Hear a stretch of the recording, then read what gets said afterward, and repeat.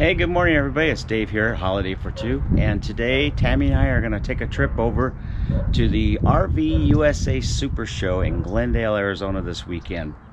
And the nice thing about living here in Phoenix area is they have these super shows probably 6 times a year during the winter season. So it's really kind of nice. It's good. We want to go over and just check out any of the new motorhomes they have, campers they have, but especially look for ideas that we can use inside our motorhome. So it's always good to get new ideas that way. So come along with Tammy and I as we go to the RV USA Super Show in Glendale, Arizona. Let's go. So someday when my ship comes in, I know just what we'll do. We'll pack our bags and quit our jobs and have a holiday for two. Hey everybody, it's Dave and I'm back again, and I'm got some sad news. Tammy and I went to the RV show at State Farm Stadium, and honestly I just got back and decided I should finish this out. We were disappointed. We're disappointed, and honestly I didn't even turn the camera on. Decided we were going to do it. Tammy and I talked about it and said, let's go in and see what they've got and see if anything catches our eye. And we were looking around for something innovative, something that we hadn't seen before. And as we started looking around, they had Class B's, camper vans. They had Class C's, small ones. They had the big Super C's. They had Class A's. They had the big Class A diesel pushers. They had trailers of all sizes, toy haulers, fifth wheel trailers, even down to the 18-foot mini light Winnebagos. And they're all nice. They're all nice. But the one disappointing thing was we didn't see anything new. And if I took the footage that I recorded from November when we went last November, a lot of the same stuff that was there in November was there today. A couple of the motorhomes that they have that we walked through today were the same motorhomes that they had there in November. And I'd have to go back and look and see if the prices were a little higher now than they were in November. But a couple of takeaways. We did see people walking around and looking at motorhomes. It was a good crowd. I would say there was probably 100 couples there and families. Walking around looking. A lot of more people were looking at trailers. There were a few people looking at Class B vans, which for the life of me, I know why people now are converting vans and doing van conversions, because the Class B motorhomes.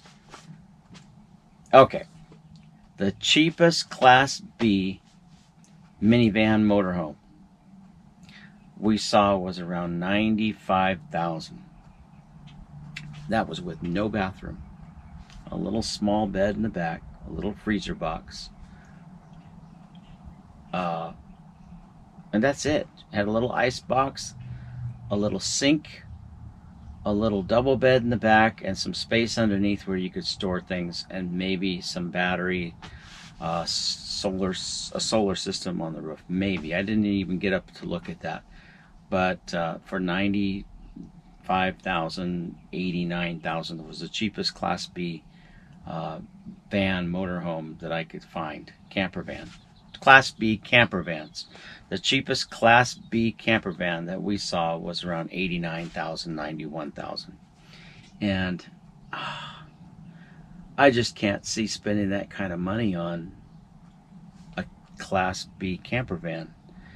And then from there, if you get the things you want, like a bathroom and a nice refrigerator, a shower, you're talking $120,000 to $180,000 for a Class B, and you don't have a lot of room in them. And so that was kind of disappointing. I didn't see anything innovative. There was a couple of the Sprinter van 4x4s and stuff, but one thing that really struck me right away was a motorhome. There were a couple motorhomes that were the same year as the motorhome we have. This is the 2018 Coachman, and I know There were a couple of them that were very similar in size. They weren't the Coachmans, but they were the Mini Winnies. They were the Thors that were the 22-foot Thor, 22 double bed or queen bed, 22 queen bed in the back, same floor plan as ours. And the price on those, and they were used, the price on the Thor 2018 Thor Class C with the same floor plan we have was about $25,000 more than what we paid for this model new. Does that make sense? So we bought this new, so add another $25,000 on that, and you're paying for the same model, same year. I don't know how many miles it had on it because I didn't really check, but we only have 25,000 miles on this thing. And anyway, that really gets me. So the big takeaway from going to this RV show was prices have gone up, so they're trying to move out some of those old motorhomes, and they're having a hard time. They're having a hard time selling some of the used products that they have that are 2017, 2016, 2018 models because they're really priced up there. And so I guess that's probably what they were trying to do, is move some of those old products or the older used motorhomes and move those and get them out, clear out their inventory. But they didn't have anything innovative, anything new. They had a few things that were new. Let me change that. They did have a few new motorhomes, but price-wise, everything's up. Everything's up. But I wanted to show everybody my tire pressure monitoring system. I talked about this the other day. This is a tire pressure monitoring system that we got I got this a year and a half ago. Not this summer, but summer last year. And what happened was we were on a trip up to Blue Ridge, and we just got above Cordes Junction, about 10 miles north of Cordes Junction on I-17, and all of a sudden I'm driving along, and the steering felt funny on the motorhome, and we were towing the Jeep behind us, and something just felt weird, and it didn't feel right. It was like tugging to one side. And I said to my wife, something's off, something's weird, something's going on. And we can't really see the Jeep. All we can see the Jeep is in the rear camera here. And I didn't really think at the time of looking back at it. And I did kind of glance over there, and it just looked like it normally does. But I started to slow down. I was going 65, my usual 65 miles an hour, maybe 60 miles an hour, because we were pulling a hill. And it just felt weird, so I was in cruise control, so I started slowing down. And I think I got to about 50 or 45, 50 miles an hour, and I was looking for a spot to pull over on the side of the freeway. And within about another 30 seconds, we heard this awful screeching noise from behind the motorhome. And it's like, uh-oh. And by that time I was probably going 20 miles an hour, and I pulled right off. Found a spot to pull off. And sure enough, it was one of the front tires on the Jeep, and I'll show you a picture of it in just a minute. Had gone out. And it was just a good thing that I had slowed down and wasn't going fast when it happened. Or it could have been more damage to the Jeep. It didn't hurt the motorhome at all, and it didn't hurt the Jeep. However, when they were changing the tire in Winslow later on, we took it into Winslow, they did notice that there were some loose bolts on the sway bar disconnects. So I have a feeling that those, the shaking motion and the vibrations probably loosened those up. But anyway, when we got back to Phoenix, I looked into the Easy Tire on Amazon. I looked into this tire pressure monitoring system. And I did a review of several different kinds, and this one I finally settled on. This is the EEZ Tire, Easy Tire, TPS monitoring system. And let's see if there's a model on this. I'll show you the Amazon link in the description of where you can look for this on. I got this on Amazon. They're not cheap, and good tire pressure monitoring systems like the one I wanted run anywhere from $400 to $500, but it's peace of mind. And the funny thing is, I'll show you the it shows right now, it's showing all my tires. So we have the front 2 tires on the motorhome, then the back 4 tires, and then I also have 4 other tires set up for my tow vehicle. And right now I don't have a tow vehicle, except I have the 2 monitors on my trailer. So it's actually picking up my cargo trailer tires on the cargo trailer, which is on the other side of the house. So that's a pretty good range to be able to pick those up. It's probably 60, 70 feet around on the back of the other side of the house where my trailer is, where I keep my trailer. Hey there, I want to show you where my tire pressure system is on my cargo trailer. Way in the back here on the other side of the house. Here's my cargo trailer. And there's my little monitor right there. So what you want to do if you ever use these and you want to switch vehicles, just take them off. It's that easy. Just unscrew them. And then what I did, let me show you what I did. On my little monitors, I put this little sensor, I put number 7 so that I would remember what tire it goes on. So I have 7, 8, 1, 2, 3, 4, 5, 6 on the motorhome, and this is 7 goes on the front passenger tire on the Jeep. I remember when I put this on the Jeep, I'll put this on the front passenger side. Let me go over there and show you what I mean. Now inside of these little sensors are little batteries, and I've had these now for about 1.5 years and they haven't gone out yet. But there's a little tool that you have that you can take off the top of these and replace the batteries with. So all you do is when you want to switch tires, these are already set. I set them for the pounds, the high pressure and the low pressure and the temperature alerts. And then you just take it and screw it on. Do it fast. And there, it's on.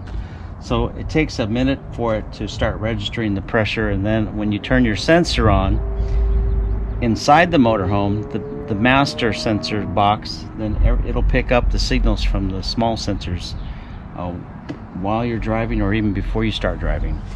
So here's the thing. We lost the front tire on this, towing it behind us in the motorhome, and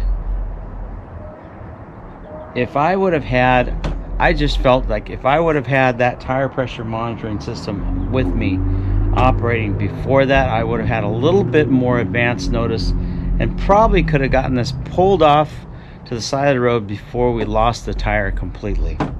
Would it have made a difference? I don't know. I don't know if I could have saved the tire. I had a spare. I have a spare on the back. I could have probably used the spare and saved the tire and got it plugged at a tire place or something like that. But it could have been so much worse if with that little bit of advance notice that you get from one of these, because as soon as you lose tire pressure, that thing's going to go off in your rig. And so I highly recommend, if you tow a vehicle, whether it's a trailer, a toy hauler, or a fifth wheel trailer, or a vehicle like this behind you, to take a look at getting one of those tire pressure monitoring systems so you can monitor your pickup truck tires or your motorhome tires, because I have all those sensors on my motorhome tire right now. Let me show you what I'm talking about. Each one of them has a little sensor. Here's one of them on the back. Then I also have my sensor here on the front tire. This is the passenger side front tire, and that's marked number 1.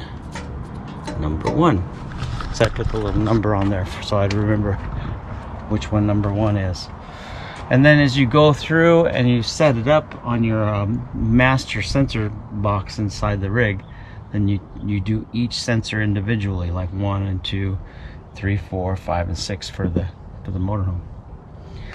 Something worth looking into is tire pressure monitoring system for your rig. And I'm just really disappointed about going out to the RV show today. I was really hoping to get some ideas and see some new rigs and stuff and see some new things.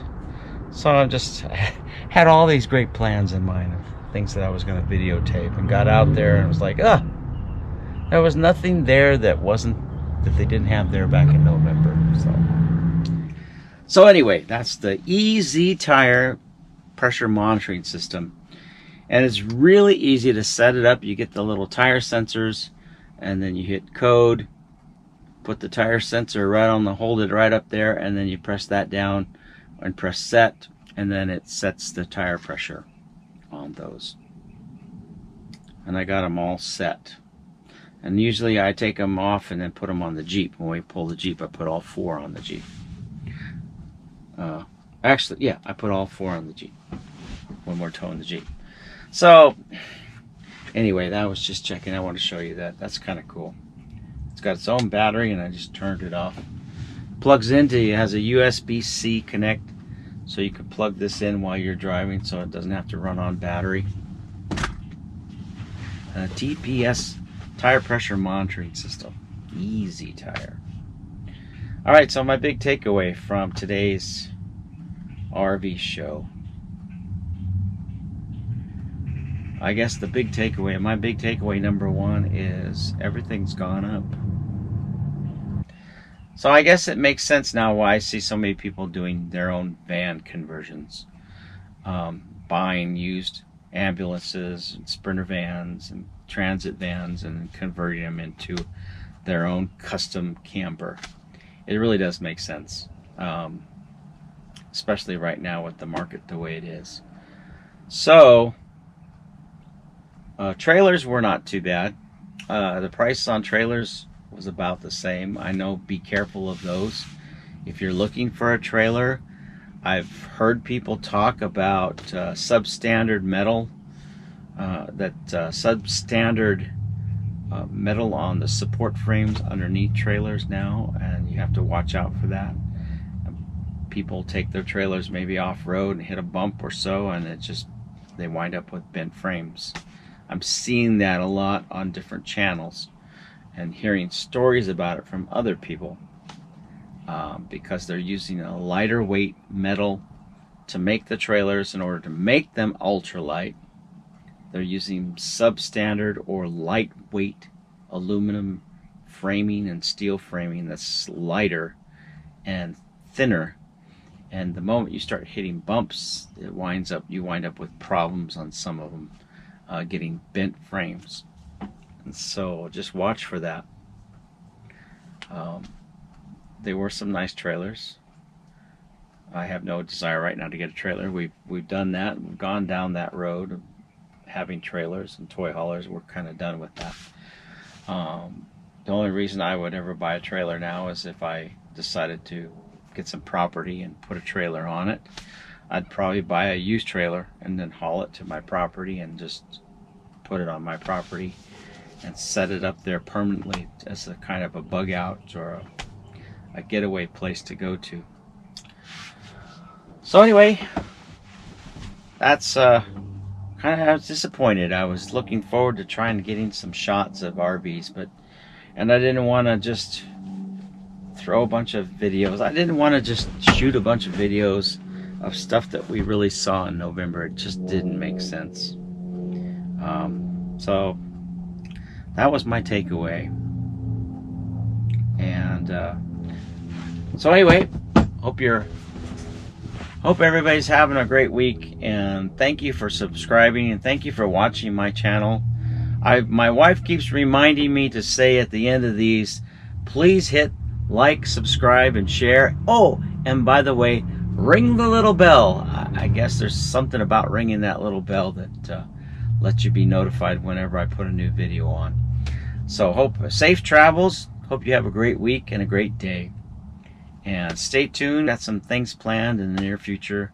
Some trips planned. I know next week, in a week or so, we're going to be going to Lake Pleasant. So I'll be showing you some of that trip. Otherwise, have a great week. Be safe. Safe travels, and take it easy. Bye.